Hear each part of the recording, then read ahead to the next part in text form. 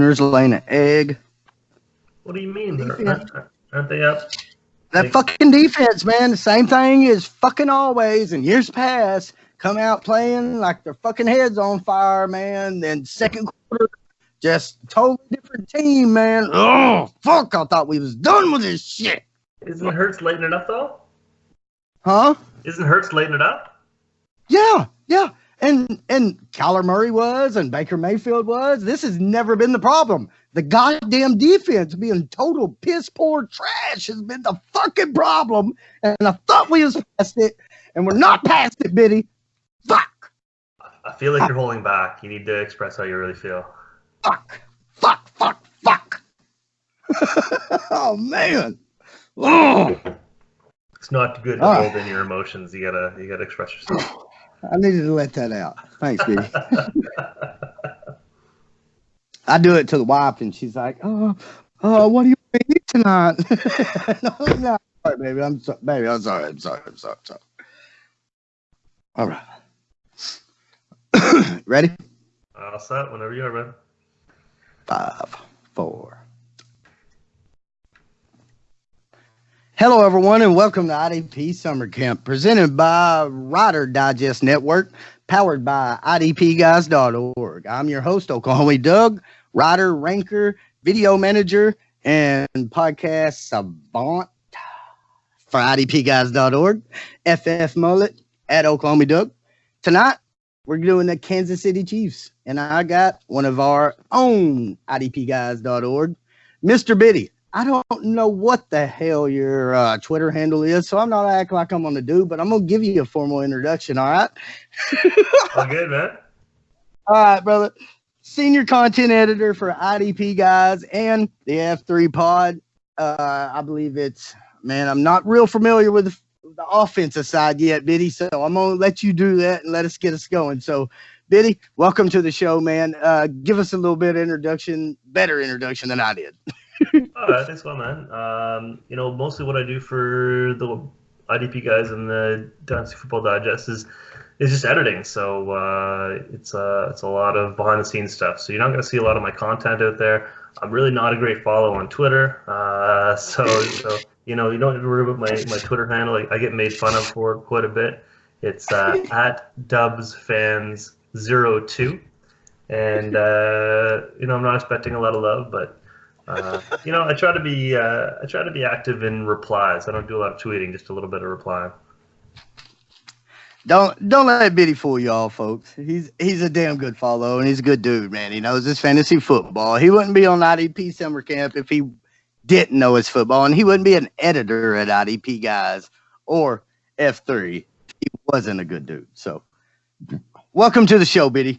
We're gonna get right into it, brother. You ready? I'm all set. Let's do this. All right, Kansas City Chiefs Fantasy IDP Summer Camp. Biddy, what draft grade did you give the Chiefs a week after the draft? It's tough for me to give a grade. I've done a little bit of research on it, and so they really kind of assessed most of their needs going into the draft, because their biggest needs, from what I could tell, were at the on the interior line of the offense and the defense, and the defensive backfield, safety and corner, and they kind of covered all those off. So they didn't have a ton of draft capital. They didn't have a first round pick, but I think they did well with the picks that they had, and so yeah. Right. So you pretty much named the whole defense is what you. Well, yeah, and I feel like they lost Justin Houston, and they lost Eric Berry, and the kind of whole Metroplex was up in arms over two longtime Chiefs saying goodbye and everything. But look what they replaced them with. Even if they didn't have, I like Juan Thornhill. In the draft, oh, yeah. I really like Thornhill. They got the Honey Badger there, so Thornhill's going to take a minute to get into the role, but. They got Frank Clark. They got its old head there from Cleveland. Okunjobi. They got Okunjobi, right? They're from Cleveland. They did a lot. Well, I think it was one of what's the GM's name there, Biddy? And Veach, Brett Veach. Brett Veach. I think it was one of his best off seasons. Yeah, they did a lot. They did a lot without very much. And so, I think, like you said, I'm talking about the whole defense, because literally their offense was set. They didn't lose a whole lot, right? Yeah. And so, they're all set. Now they did a couple pieces in Mecole Hardman and Darwin Thompson that are going to be big additions. But honestly, I did a little bit of research, and to me, one of their biggest additions was their seventh rounder. They got an interior D lineman. His name is Nick Allegretti, and I think he might have been a center in college, but they drafted him as a guard. And his PFF numbers are unbelievable. I think he's graded at like a 90. He didn't allow a sack in an entire season of play. Obviously playing for Illinois. It's not one of the bigger conferences. Illinois, yeah. So, but hey, former NFL coach, NFL coach running that place there in Champaign. Mm-hmm. I worked on the railroad there in Champaign, Illinois.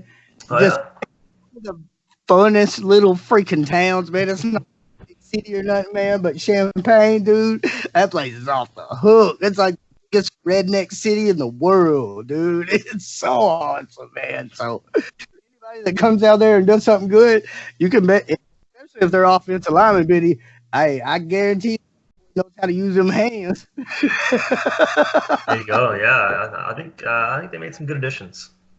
Right on. So, and now where we're set, there's not much to change after the preseason, so hard to even give that grade now. But you brought up Darwin Thompson. We've seen what happened today. This is a Sunday night. As he sits here and records that, I don't know when it'll come to air or anything. Good chance it's going to be out on Labor Day for everybody sitting around the barbecue pit. Something to get a little camp. Get a little Chiefs news in. So, Biddy, let's get right into this running back talk, because that's the ever listener question I got. I put out the bat signal. I put out the Oklahoma signal, man, and ever damn listener question was a running back situation or Biddy, the linebacking, the inside of the floor with Deron Lee, Reggie Ragland, Anthony Hitchens. I only want Anthony Hitchens. I'm away from all of them. I'm not doing anything with the running back group. But, Biddy, you're here to tell us something else about the running back group, right? Oh, man, it's the hottest topic on the internet today, I think. Man. Everybody wants to talk about it. And so, full disclosure, I am and have been a believer in Damian Williams since, before. I had him on Dynasty League teams before he broke out at the end of last season. Like, I was a believer from his Miami days when he just had like small flashes here and there of potential. So I'm still on the Williams bandwagon. That being said, there obviously is an effect of having, LaShawn McCoy's sign.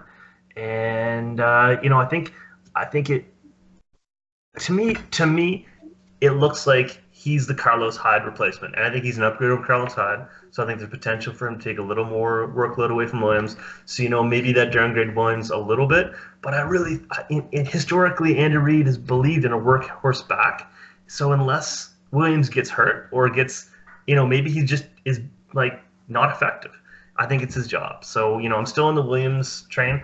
But I still think, regardless of that, Darwin Thompson has dynasty value. Like, he's been impressive this preseason, and nobody gets too excited about preseason because, realistically, who was he playing against in those games where he looked impressive, right?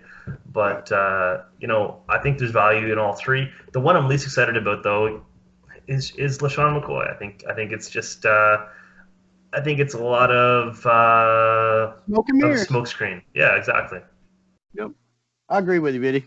I don't think it's much. I've seen bigger name industry guys.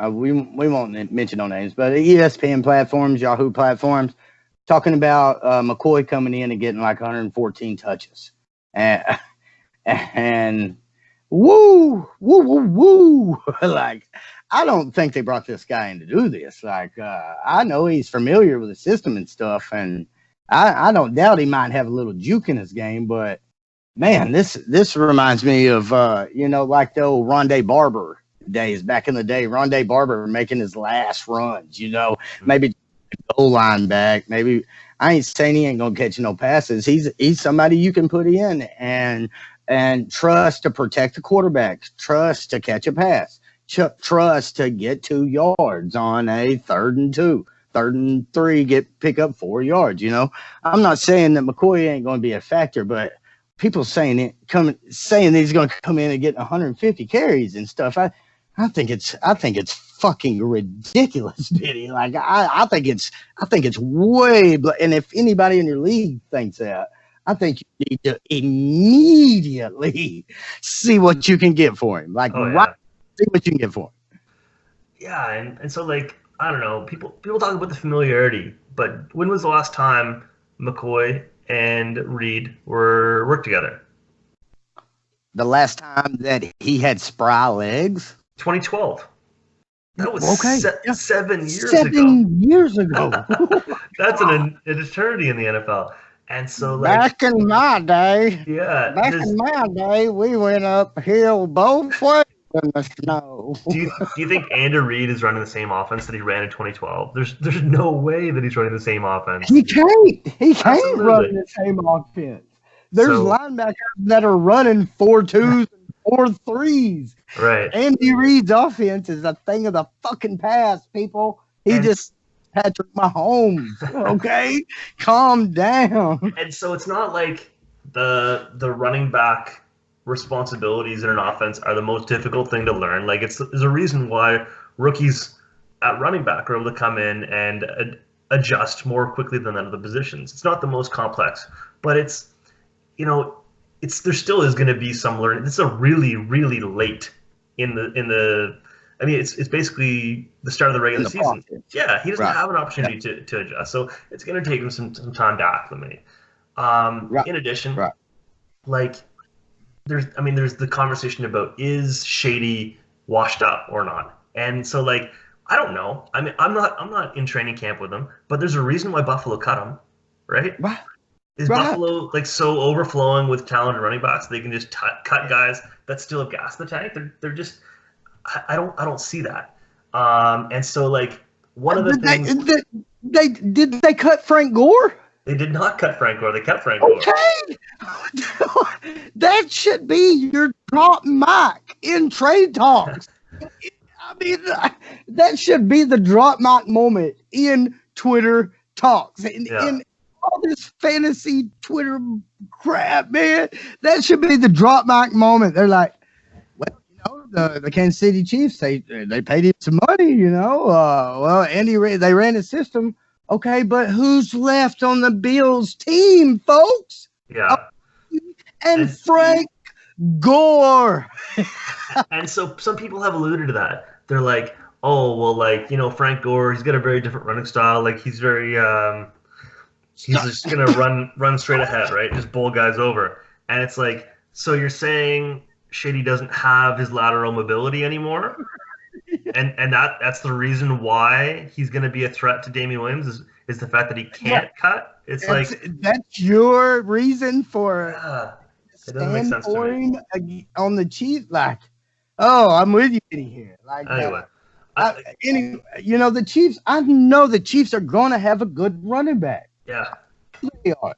But for what the value it takes these days, Biddy, I would rather. Hey, we're in a vampire league right now. I'm sharing a league with a guy named B2KBCOLL. Anyway, it's one of them share leagues. Anyway. We just took Darwin Thompson in 10th round. He's like, he DMs me. He's like, so much for that Darwin Thompson pick, right? And I'm like, oh, no, we got him in the 10th round. Yeah. We got him in the 10th round. The pick right before us was Adrian Peterson. I'd rather have Adrian Peterson than Darwin Thompson in a redraft vampire league. Yeah. Vampire league, yes, I'd rather have Adrian Peterson. In a dynasty league, I'd rather have our team. Yeah. So, but it's not dynasty. You take what you can in those vampire leagues. I as many running backs as I can, because if that vampire does win week 1, guess what, folks? He's not taking DeAndre Hopkins. He's not taking OBJ. He's going to take Zeke. He's going to take CMC. He's going to take Barkley. He's going to take back, folks. So you better. And we got to pick 102. Okay. The 101 took Barkley, so we got Chris Jeffrey. And I guarantee you, if that vampire wins the first week, he's coming for Barkley, McCaffrey, or Kamara. That's just what it is. So you better. So I've never been in one of those leagues, but now maybe I'm wrong. If you sit the guy, can he take him? Like, if you decide, like, no, I'm not risking it, I'm going to sit McCaffrey. Does it have to be a guy that you started, or can it be a guy on your bench? No, it can be anybody on your team. Oh, Jesus, you can't even tank to. Hey, check this out. You can use a piece of garlic on your team. I ain't even bullshitting. You can use a piece of garlic before you set your week 1 lineup. You got to tell the commissioner who you're using your piece of garlic on for that week. That's ridiculous. I love it. Yes. I love it. Yes. All right, brother. Shit, we're so off the rails, man. It's been fun, man. It's been a good time. All right, buddy. Let's go right into what defense does the Chiefs run? The Chiefs have a new defensive coordinator, or the listener not know that. So, Biddy, tell them a little bit about the new defense for the Chiefs. Yeah, so their new DC's Steve Spagnuolo. They canned Bob Sutton after last season's playoff loss, and I don't know.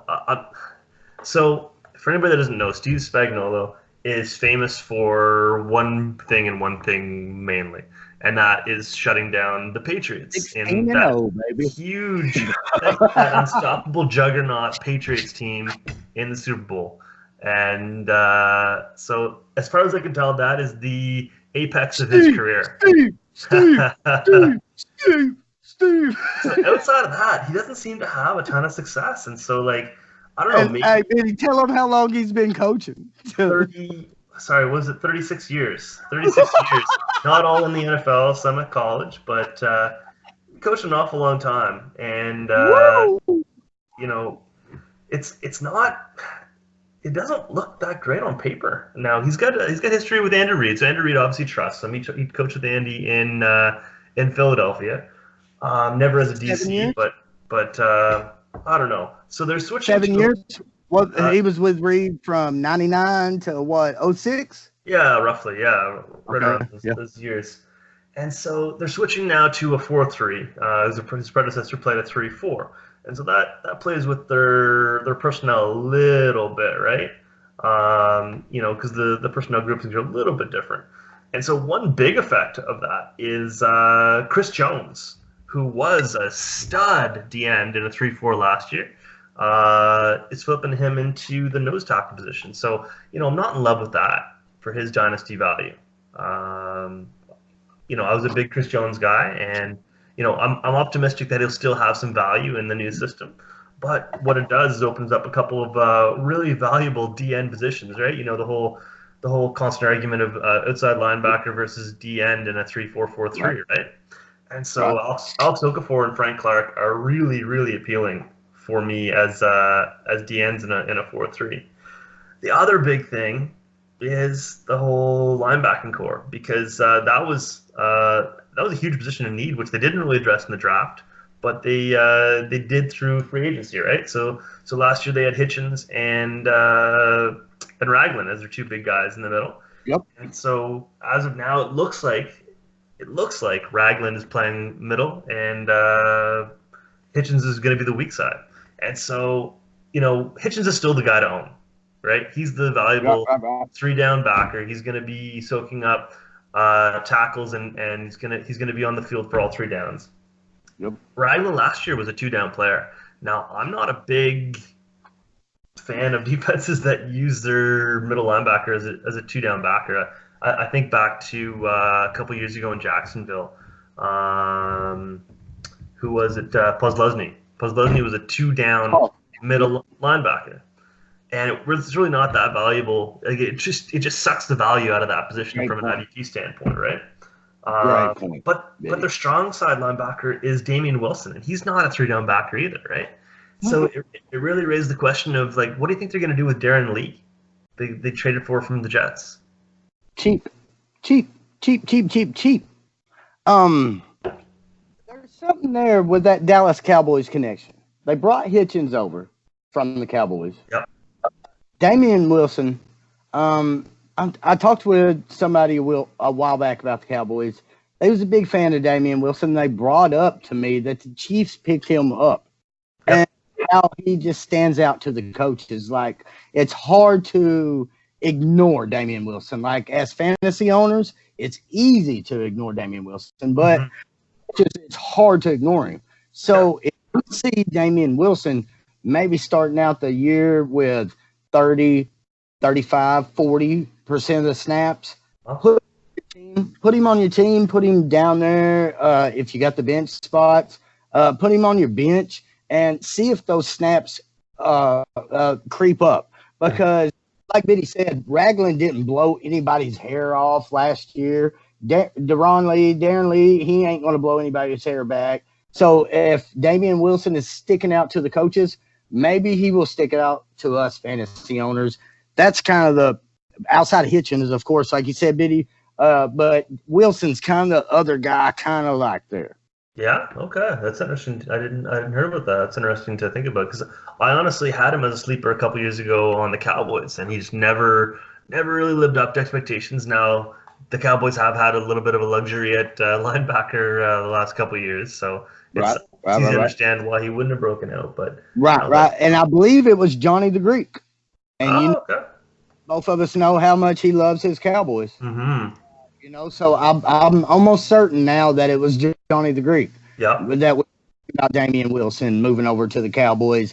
We both just found it out together, I believe, looking through depth charts on air together and seen it there. So, folks, look out for Damian Wilson. A little sneaky, deep dive there. I mean, we're talking 52, 53 man rosters here. You know, nothing on your Yahoo league. You're not even going to need to know that name. Something deep there. Damian Wilson, look out for him. I like Wilson there, Biddy. All right, well, let's go right into you say your most owned Chief is there, Biddy. Oof.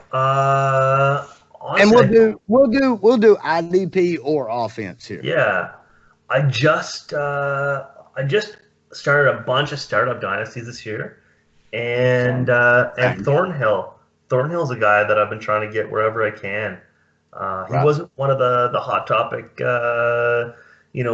drafted safeties, but he's playing behind Sorensen, who I think is currently coming back from an injury, and I think there's a lot of value there because there's so much unknown at the linebacker spot, right? So I think there's a lot of value there. Yeah, and Honey Badger, he ain't ever stuck around anywhere long, outside of Arizona, and that was just because he was on the rookie deal. He's kind of bounced around. So that tells me that maybe he's a little kind of sore thumb in the locker room, maybe sore thumb with the coaches. Something's up because he ain't never stuck around anywhere. So he's now in Kansas City. I understand they're on the way. They're only looking at Super Bowl or bust for the Chiefs, So they bring in Honey Badger to give it a little edge out there in center field, but after this year, I'm not sure of the numbers, but I'm pretty sure that deal they made with him would probably be pretty front-loaded heavy. I bet him after next year for little nothing and save the Chiefs nothing, especially Mahomes still on the rookie deal, So that's nothing off the grave. So I'm with you. I like Juan Thornhill myself. My most owned Chief would obviously be Anthony Hitchens, and that's just because he's been such a discount. I think he has a chance to put up LB1 numbers in the NFL by NFL standard.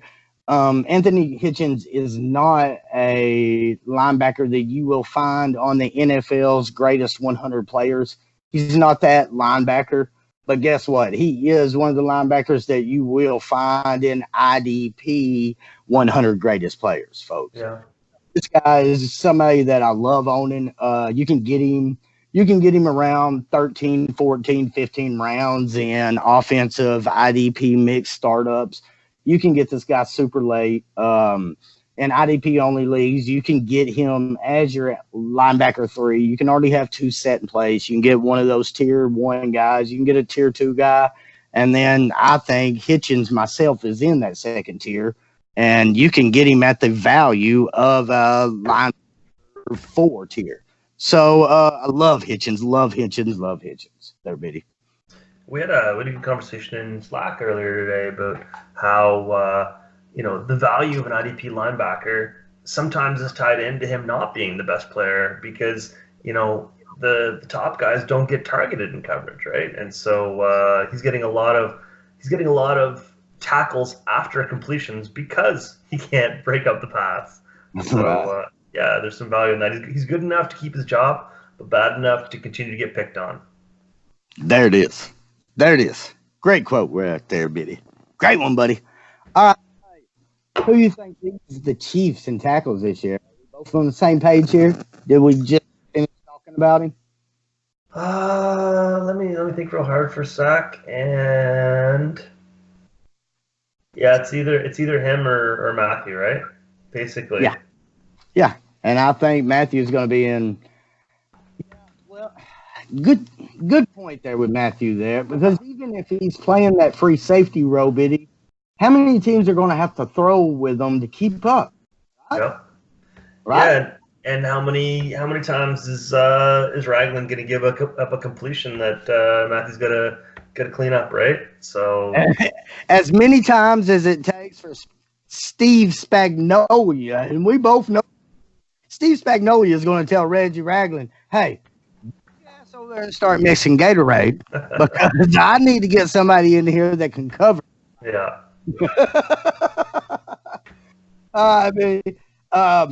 Who do you think's gonna have the most sacks? I didn't think we'd be on the same one with this one. Who do you think? I think popular perception would be Frank Clark. Signed the big deal in free agency, but I don't know if I can give it to him. I'm going after Chris Jones again. Did you? Is that what you wanted? Oh, definitely. Yep, that's it. I mean, I knew you'd go Frank Clark. I knew it, man. No, I don't think that was the Twitter poll. Hey, the Twitter poll was 86-14. Frank Clark. Really? Yes, yeah. Frank Clark see that one. Chris Jones. Yeah. Wasn't very. I think there was 3 votes. No. Wow. That's crazy. So I don't know if Frank Clark stays healthy, and I don't think Chris Jones has the season he did last year, but I think he's still a top defensive tackle in the league, right? So I don't think Okunjobi is what everybody thinks he is. I think it's a really fucking fun thing, especially when you first, as a redneck, learn how to say it. That was a big step for me, Biddy. That was a big step for me last year, was learning how to say that. So it's fun to say the name, but I think the guy's enough to be a clog in the middle to let the edges come more pressure, and then Chris Jones, that the dude was a menace. He was a man, and I don't see how he could take a step back with what they did around him. Yeah. Biddy, tell me right now, would you rather have Frank Clark, same 4-3 defense? Would you rather have Frank Clark or D Ford? Dynasty. What do you? Because I think that's a big piece. I think I'd rather have Frank Clark. That Veach had. I think I'd rather have Frank Clark. I think I would too. and Yeah. see the hat I'm wearing. Like, Yeah. you know what I mean? Like, when I I said think earlier, I think this was the best offseason that Veach had. I wasn't bullshitting, man. Like, I think this dude hit it out of the fucking park. Frank Clark is a damn. Hey, you say Frank out loud, and it sounds like the guy that's bringing the mail. That sounds like that. I got to put the baby, get the dog. Frank Clark's here with the mail, baby. Frank's here, baby. Get the dog. Like, you know what I mean? You know that don't intimidate you, you know. But yeah. dude, the beast. I'm taking Frank Clark, and I think that's a big, big piece in this Kansas City Chiefs offseason. I think D Ford's just a guy, and I hope he Jag, doesn't. baby. I hope he doesn't go off sides in any playoff games for your Niners this year. Hey, Biddy. All right. Well, everyone, we're signing off. This has been, I don't know, I really don't care what this guy's name is, and we're out of here. Joe, the Tooth, you hear this? You hear this outlandish tomfoolery? I just said that the Niners made the playoffs this year. That should be a compliment, right?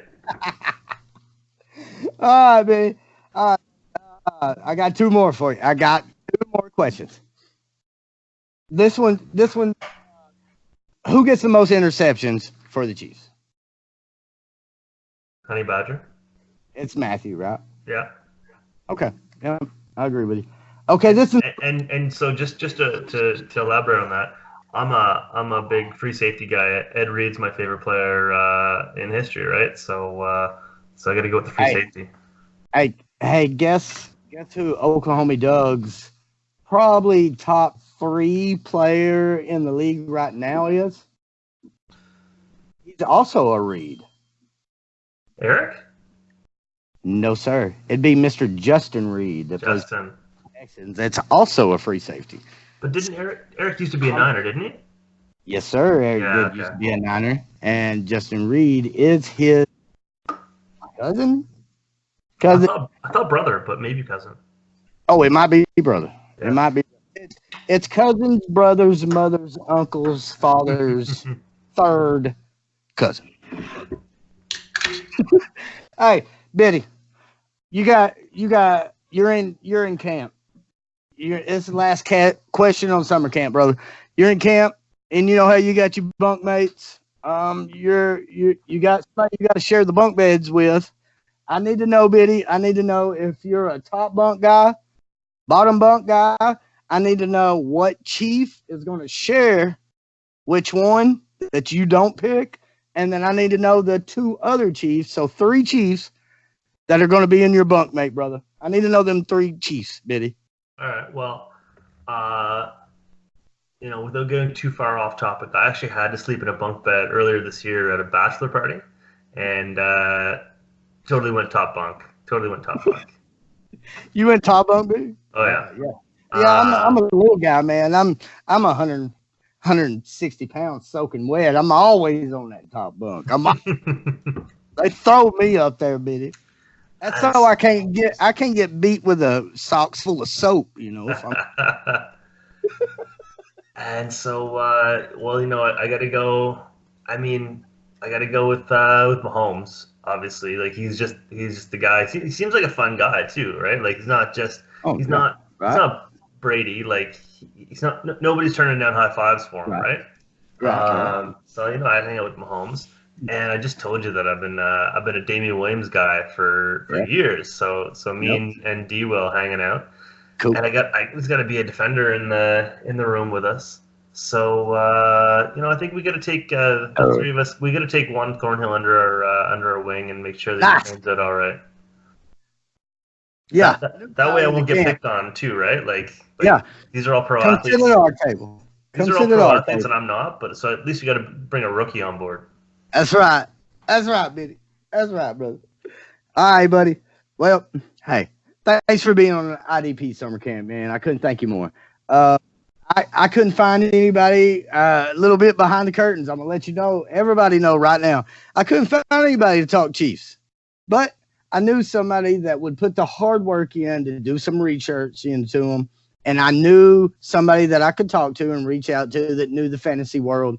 And I knew Mr. Biddy, Mr. Dubs fan.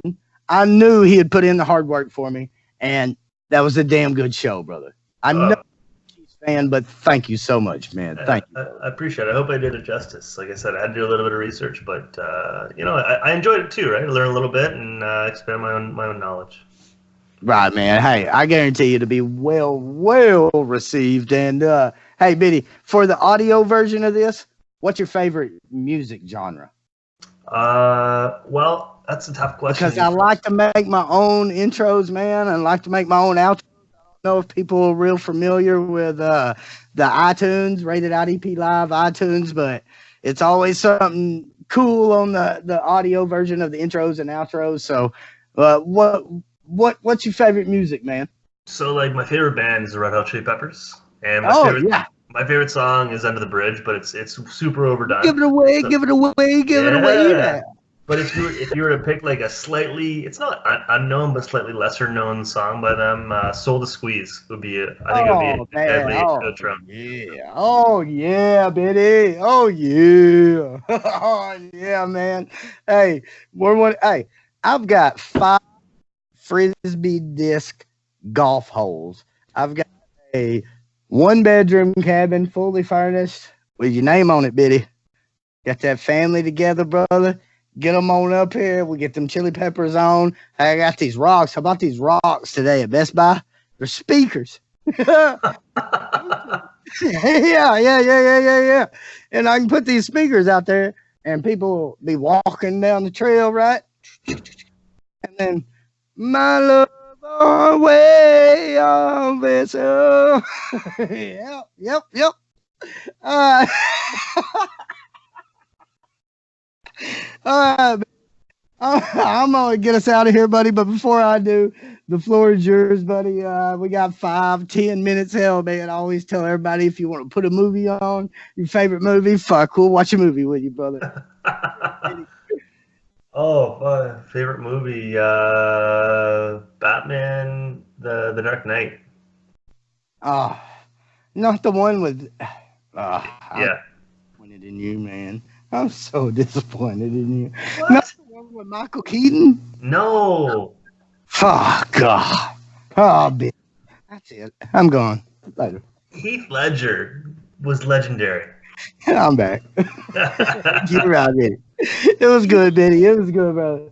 Heath Ledger was legendary in that movie. Like, it doesn't even Hey, make did you sense. see the new trailer? Have you seen the new Joker trailers, man? I did, yeah. And man. Hey, we watched it around the porch the other night. I watched it with the kids, man. Yeah. We all got on the laptop and watched it on the laptop. Hey, the kids are.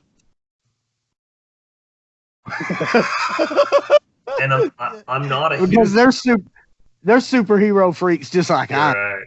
You know, they're fucking. We love our superheroes, and whenever they start telling the story, whenever he's walking out of like wherever he works, or whatever, and he's like, yeah, they're like, it was great, man. That looks good, man. I'm not a huge Joaquin Phoenix guy by any means. But God dang, man. You're digging that hole. Son, go get me a shovel. But no, it looks like get me a shovel. It looks like he crushed that role. Like Jared Leto as the Joker was embarrassing. Oh yeah, let's not talk about that. I like the way the dude dresses, but man, yeah. I got some of his shoes and a. Yeah, I'm not gonna lie, man. I kind of like Jared Leto. I can't let you hate on the guy, man. No, but that portrayal of the Joker was like bottom tier, right? And to go from Heath Ledger to Jared Leto was so You're right. So rough. You're right. So Joaquin's bringing it back up there like that. He looks like he really embraced the role. Right. But if I ever hear you talk bad about him again, that same horse that I'm going to come get on to get after them Gary Davenport haters, I'm going to come and get your ass too, Biddy. You hear me? So what has Joaquin Phoenix done that you liked so much? Why are you a big fan? Name something he hasn't done. Well, like, I'm trying to think of, like, the biggest movie I can think of that I remember him from was The Village. The Village, okay, and that was dog crap. It was fine. It was It all wasn't right. good. That's probably one of the worst Okay, so Phoenix give me. movies. Oh, Gladiator, obviously, but he was an There you asshole in go. Gladiator. Yep.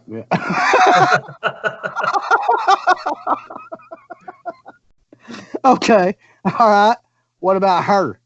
Walk the line. Oh, yes, I did see Walk the Line. Signs. What about signs? Oh, Sign. Yeah, but Signs. I saw Signs way, way, way later.